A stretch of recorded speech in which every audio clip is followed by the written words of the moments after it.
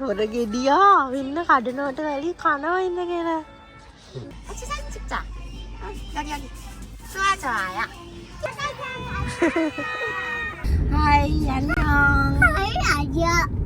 අපි අද යනවා සඳ බබාගේ ඔරෙන්ජ් චිප් එකේ ෆැමිලි ඩේ එකට. ඉතින් මේ වීඩියෝ එකට ගොඩක් අය ආසයි මම හැම අවුරුද්දෙම මේ වීඩියෝ එක දානවා. ඒ සැරේ ෆැමිලි ඩේ එකට අපි යන්නේ පාම් එකකට. එතන ස්ට්‍රෝබෙරි කඩන්න තියෙනවා. තව ඒවා ගොඩක් තියෙනවා. එක සත්තු ඉන්නවා කියලා තිබුණා.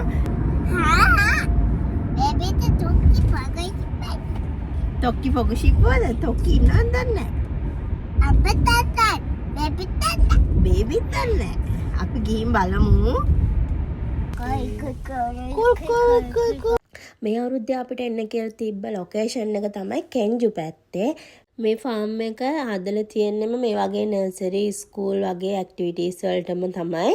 අපි එනකොටම සඳ බබාගේ යාළුවත් ඇවිල්ලා හිටියා. ඉතින් වෙනද වගේම හරිම ලස්සනට මේක ටීචර්ස්ලා ප්ලෑන් කරලා තිබ්බා. අපි හරිම ආදරෙන් පිළිගත්තා.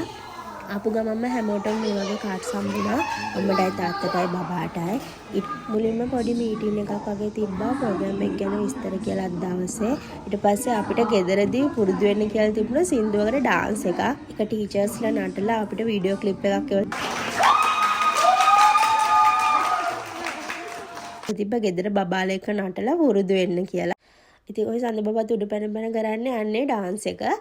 දැන් මේක ඉවරුණාට පස්සේ තමයි අපි ස්ට්‍රෝබෙරි කඩන්න යන්නේ. මේකේ හැම ඇක්ටිවිටි එකකට පස්සෙම මේ වගේ ටීචර්ස්ලා අර ළමයිව තියාගන්න ඕන නිසා ගොඩක් වෙලා මොනවා හරි සෝං එකකට මේ වගේ ලස්සන ඩාන්ස් එකක් තිබුණා.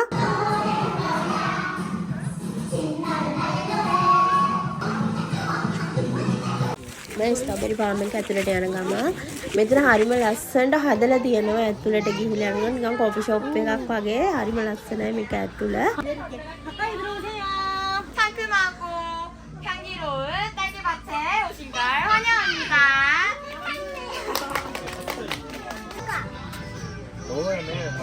කඩන්න උඩින් අල්ලගෙන මේ චොල්ල කරලා ආරෙන්නදී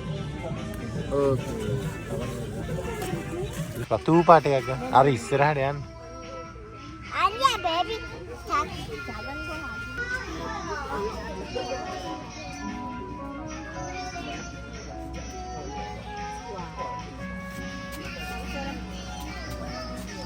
맛있어? 아무래도 좋다.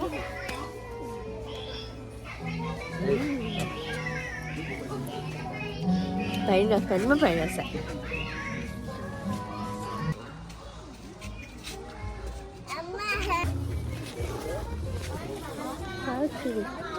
친구 뭐야? 이름이 뭐야? 베비기 선생님. 아니 이름 뭐야 니까? 이름이?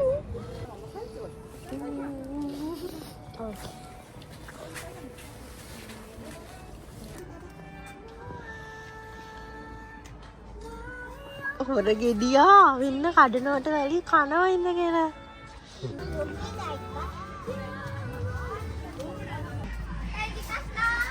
딸기 먹어.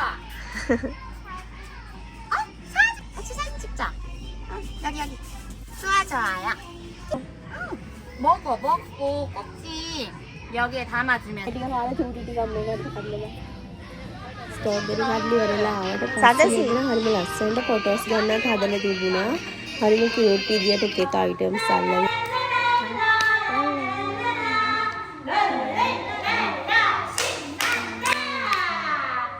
ස්ට්‍රෝබෙරි කඩලි වුණාට පස්සේ අපිට මෙතෙන් එන්න කියලා තිබුණේ.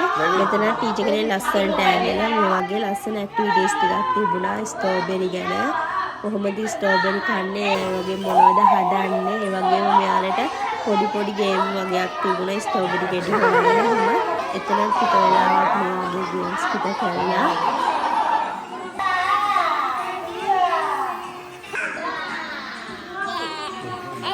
තාත්තද ඊට පස්සේ එකෙන් පස්සේ අපිට ලන්ච් එක තිබුණා. ලන්ච් එකත් ටීචර්ස්ලා හරිම ලස්සනට මේ විදියට අපිට අපේ අතටම බෙදලා දුන්නා. බබාලාගෙත් එහෙමයි. ලන්ච් එකෙන් පස්සෙත් ඇක්ටිවිටීස් ගොඩක් තිබුණා. ඉතින් ඒ ටික මේ වීඩියෝ එකෙන් පස්සේ ඔයාලට ආයෙත් දවසක අරගෙන එන්නම්. ඉතින් thank you වීඩියෝ එක බලපු ඔයාලා හැමෝටම. bye bye.